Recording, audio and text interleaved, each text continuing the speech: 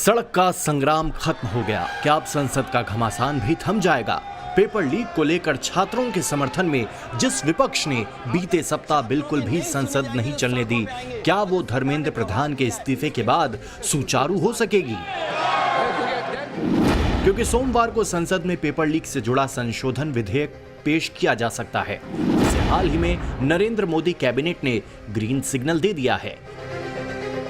विपक्ष चाहकर भी इसमें बाधा नहीं डाल सकता, लेकिन सवाल नियत का है, क्योंकि कॉकरोच जनता पार्टी के आंदोलन खत्म करने के ऐलान के साथ ही कांग्रेस ने अगली रणनीति बनानी शुरू कर दी है। और जिस तरह के तेवर राहुल गांधी दिखा रहे हैं, उससे तो यही लगता है कि छात्रों के आंदोलन को सियासी तौर पर भुनाने की कोशिशें शुरू हो गई हैं। The first thing is that we hold Mr. Amit Shah directly responsible for the violence that has taken place against our students. He authorized the shooting of our students. He authorized the use of lethal weapons, pellet guns on our students. So that for us is a fundamental issue. We will not accept our own forces shooting the future of India. So that is going to be a major issue in Parliament. Of course, the students, as I said, have also got the demand of an apology from the Prime Minister. Delhi police के जरिए गृह मंत्री अमित शाह पर direct निशाना और फिर चिट्ठी के जरिए सवाल। राहुल गांधी ने क्लियर कट इशारा दे दिया है कि जंतर मंतर को इतनी आसानी से शांत नहीं होने देंगे। वजह वो खुद अच्छी तरह जानते हैं, क्योंकि मोदी सरकार के बीते 12 सालों में उन्हें कभी इस तरह फ्रंट फुट पर आने का मौका नहीं मिल सका। अब छात्रों के आंदोलन ने राह दिखाई तो उसे नेक्स्ट लेवल पर ले जाने में जुट गए हैं। कांग्रेस की पलटन इसी लाइन को लकीर मानकर अकाउंटेबिलिटी वाला राग अलाप रही है। जंतर मंतर पर 20 जुलाई को डंडा चलाने वाले सादी वर्दी में कौन थे? किसने उन्हें छात्रों को पीटने का आदेश दिया? जैसे कई बातें तीर की तरह उछाली जा रही हैं। हम तो हमेशा से चर्चा की मांग करते रहे, नीट पे चर्चा हो, एक सार्थक बहस हो, लेकिन सार्थक बहस के पहले जो कार्रवाई, जो जिसे कहा जाए, जो गंदगियां हैं जैसा साफ की जाती है ना, कि अगर कोई भी चीज तो वो साफ होनी चाहिए, वो जिम्मेदारी तय होनी चाहिए और ये स्पष्टता नजर आनी चाहिए। क्या पीएम देश से माफी मांगेंगे? उन युवाओं से माफी मांगेंगे? क्या अमित शाह जी उनसे माफी मांगेंगे? कौन इसके लिए जिम्मेवार है? जो पिलेट्स गन वगैरह चले, जिनके आंख चले गए, बर्बरतापूर्ण कार्रवाई होती, लाठी चार्ज हुए, हमारी बेटियों पे जिस प्रकार अत्याचार किए गए, जो हमारे शांतिपूर्ण धरना प्रदर्शन कर रहे थे, तो इन चीजों के बारे पहले सरकार जवाब दे। पैलेट गन चला, इसका जिम्मेवार कौन है? बच्चों के ऊपर में लाठी बरसाया, इसका जिम्मेवार कौन है? कौन आदेश दिया पुलिस को? देखिए, पुलिस तो आदेश पे चलता है ना, पुलिस को आदेश मिलेगा, पुलिस मारेगा लाठी। अब ये पता करना है कि कौन आदेश दिया इस प्रकार का हिटलर शाही जैसा कि जाओ और बच्चे को मारो। हमारे बच्चे थे ना, हमारे फ्यूचर थे, और आपने लाठी बरसाया, तो इसका जिम्मा तो अमित शाह को लेना होगा। आप भाग नहीं सकते, जिम्मेवारी से भाग तो सकते नहीं आप। तो हमारे नायक राहुल गांधी जी ने जो लेटर लिखा है, उसका जवाब इन लोगों को देना चाहिए।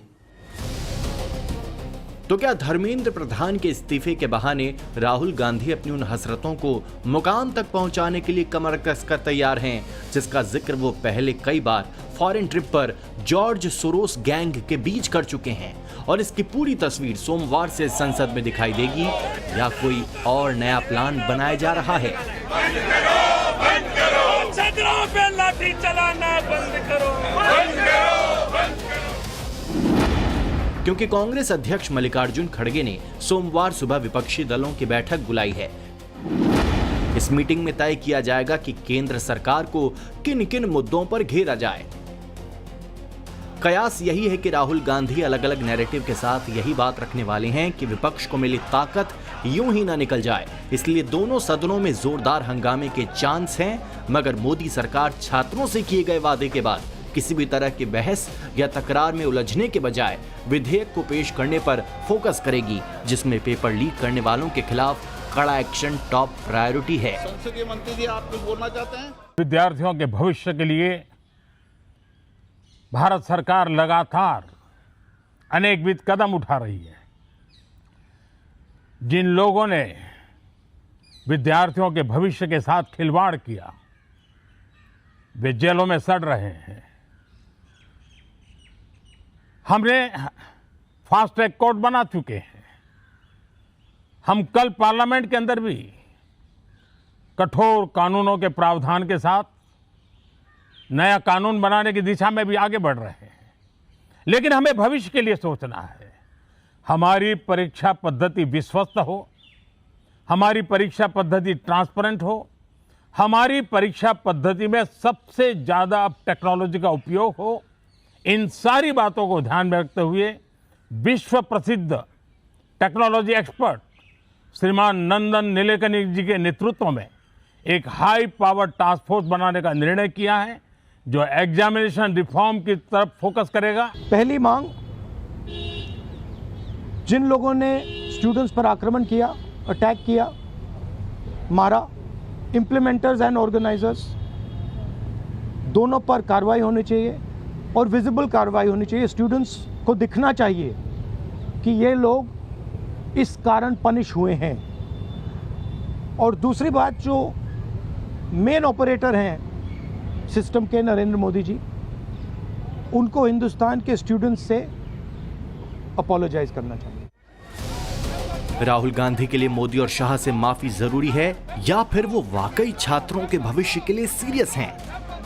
वरना याद कीजिए, जब युवाओं की भीड़ चलो संसद की नारेबाजी कर रही थी, तब राहुल गांधी पीएम आवास की तरफ कूच कर रहे थे। जब कॉकरोच जनता पार्टी जंतर मंतर पर सरकार से अपनी मांगों को लेकर बातचीत कर रही थी, उस वक्त राहुल गांधी पैलेट गन से पीड़ित छात्र को लेकर सामने आए और ये दिखाने की कोशिश की कि असल में मुद्दा उन्हीं का है। अगर ऐसा नहीं होता तो कॉकरोच जनता पार्टी के साथ कांग्रेस एक मंच पर क्यों नहीं आई? अब राहुल जी से सवाल है कि धर्मेंद्र जी ने तो अकाउंटेबिलिटी लेते हुए इस्तीफा दे दिया। तेलंगाना, कर्नाटका, हिमाचल और आम आदमी पार्टी रूल पंजाब में भी पेपर लीक हुए 15-15। उस पर आप इस्तीफा कब मांगेंगे? उस पर आप इस्तीफा कब लेंगे? तो राहुल के सिद्धांत और हाथी के दांत खाने के अलग, दिखाने के अलग। मेरा विनम्र आग्रह है राहुल जी से कि आप वो पार्लियामेंट आइए, पार्लियामेंट में चर्चा करने की आप हिम्मत दिखाइए, भागिए मत। जितना भी इधर उधर जाएं, ये तो बच्चों के कंधे पे रख के अपनी राजनीति चमका रहे थे। खुद सत्ता की भलाई चाहते हैं और जनता की और बच्चों की भलाई नहीं चाहते हैं। ऐसे में अब ये इनका जो स्टेटमेंट है वो रेलेवेंस उसकी ख़त्म हो गई, इसलिए कि जो कंधा इस्तेमाल करे थे वो कंधा अब इनके लिए है ही नहीं। वो कंधा जानता था कि इसको राजनीतिक फ़ायदे के लिए इस्तेमाल करना चाहती है पॉलिटिकल पार्टी। इसलिए वांगचुक साहब ने भी और साथ में जो छात्र के जो रिप्रेजेंटेटिव थे, उन्होंने भी सोच समझ के सही फैसला लिया और उसी तरह से आदरणीय धर्मेंद्र प्रधान जी ने भी बहुत सही फैसला लिया। नरेंद्र मोदी की प्राथमिकताओं से बहुत पीछे है विपक्ष की राजनीति की राह, जो फेक नैरेटिव से होते हुए असफल प्रयासों और तथ्यहीन आरोपों के बाद डिमांड्स तक पहुंच गई है।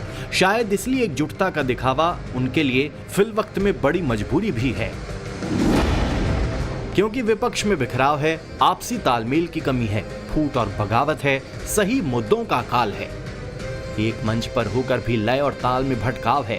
तभी तो कांग्रेस और टीएमसी जब अमित शाह से जवाब मांग रहे थे, तब समाजवादी पार्टी के अयोध्यावासी सांसद अवधेश प्रसाद राम मंदिर में दान चोरी के मुद्दे को सोमवार के दिन सदन में इस उम्मीद के साथ उठाने की सोच रहे हैं, क्योंकि उनके लिए 2029 के लोकसभा चुनाव से पहले 2027 का यूपी विधानसभा चुनाव ज्यादा मायने रखता है।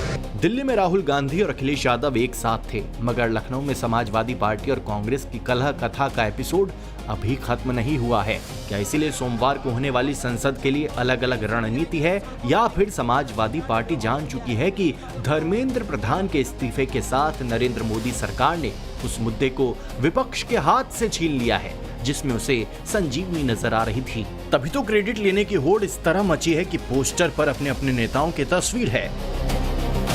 कांग्रेसी पोस्टर पर जहां राहुल गांधी के बड़े कटअवेज को लगाया गया है, तो समाजवादियों ने सोनम वांगचुक के साथ अखिलेश यादव और डिंपल यादव को जगह दी है। यानी दिल्ली में एकता और एकजुटता का जो मैसेज दिया जा रहा है, वो लखनऊ आते आते बंट गया है। अब जब प्रोटेस्ट को कामयाबी मिल गई, उसके बाद समाजवादी पार्टी को धन्यवाद स्वरूप कुछ पोस्टर लगाए गए हैं, जिसमें समाजवादी हुंकार नहीं सहेंगे अत्याचार, जिसमें डिंपल यादव एक पुलिस अधिकारी, महिला पुलिस अधिकारी से बतियाती हुई नजर आ रही हैं। और छात्रों के साथ जैसे समाजवादी पार्टी खड़ी रही, तो एक धन्यवाद जरूर बनता है। और वही यहाँ पर देखने को मिल रहा है, विशेष आभार देश के सभी युवा छात्र छात्राओं के प्रति विशेष आभार का पोस्टर ये हुल्लू राम सुंदर है, उन्होंने लगवाया है, समाजवादी पार्टी के नेता हैं, जिसमें लिखा है कि आंदोलन की सफलता में अपना अमूल्य योगदान देने वाले देश के सभी युवा छात्र छात्राओं का समाजवादी पार्टी की ओर से हार्दिक धन्यवाद और विशेष आभार।